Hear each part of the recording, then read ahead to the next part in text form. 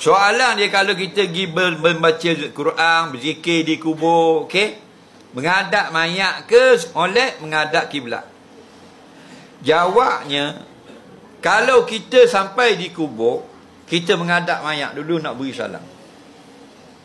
Kerana dalam hadis sahih, Nabi pergi ke kubur, akbala alaihi, Nabi menghadap kepada mayat. Menghadap mayat. Assalamualaikum ya ahlal kubur wa inna insyaallah bikum lahikun. Okey.